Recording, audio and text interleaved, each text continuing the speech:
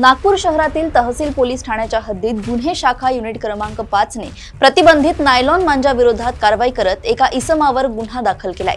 मिळालेल्या गोपनीय माहितीनुसार अन्सार नगर परिसरात छापा टाकण्यात आला असता आरोपी मोहम्मद इरफान मोहम्मद इलियास याच्याकडे शासनाने प्रतिबंधित केलेला नायलॉन मांजा बेकायदेशीररित्या विक्रीसाठी साठवून ठेवल्याचे आढळून आले।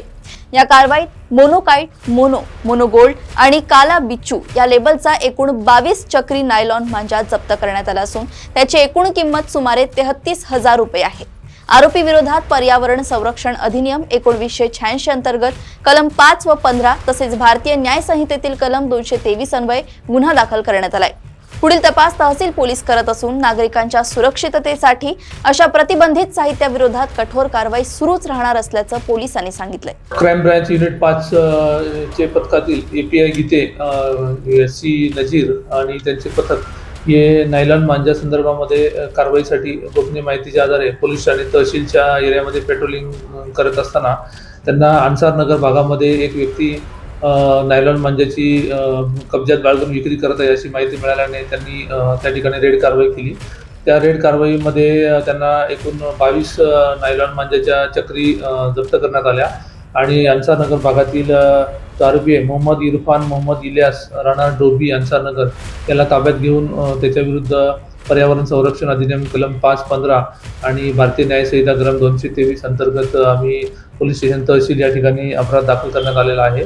आणि अशा आरोपीकडून मोनोकाइट, त्यानंतर मोनो गोल्ड, मोनो बिच्चू असे वेगवेगळे लेबल असलेले जे प्रतिबंधित नायलॉन मांजा आहे असे आम्ही त्याच्याकडून 22 चक्री जप्त केलेल्या आहेत आणि पुढील कारवाई करता पोलीस स्टेशन तहसीलच्या ताब्यात देण्यात आलेला आहे। यातील आपणा सर्वांना कल्पना आहे की नायलॉन मांजा प्रतिबंधक आहे। त्या नायलॉन मांजाच्या आधारे बऱ्याचशा लोकांचं गळा कापून किंवा अपघात होऊन जीवितात धोका निर्माण झालेला आहे। या संदर्भात माननीय उच्च न्यायालय नागपूर खंडपीठ यांनी सुद्धा निर्देश जारी केलेले आहेत आणि माननीय पोलीस आयुक्त रवींद्र कुमार सिंगल सर यांनी सुद्धा या संदर्भामध्ये आदेश निर्गमित केलेले आहेत।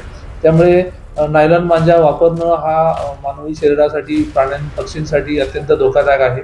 याद्वारे सुद्धा आम्ही नागरिकांना आवाहन करतो की नायलॉन मांजाचा आपण वापर करू नये, साध्या धाग्याचा वापर करावा। कारण आपण या मकर संक्रांतीच्या सण उत्सवाच्या अनुषंगाने नायलॉन मांजा वापरतो, परंतु तो धागा जो अस्ताव्यस्त कुठे पडून जातो त्याच्यामुळे मानवी जीवितास, त्या पक्ष्यांच्या, प्राण्यांच्या जीवितास धोका निर्माण होतो आणि मोठी मनुष्यहानी किंवा जीवितहानी होण्याची शक्यता असते। त्यामुळे नागरिकांनी नायलॉन मांजा वापरू नये। असा नायलॉन मांजा जर कोणाकडे मिळून आलास किंवा दिसल्यास तर त्याच्याविरुद्ध सक्त कानूनी कारवाई करण्यात येईल।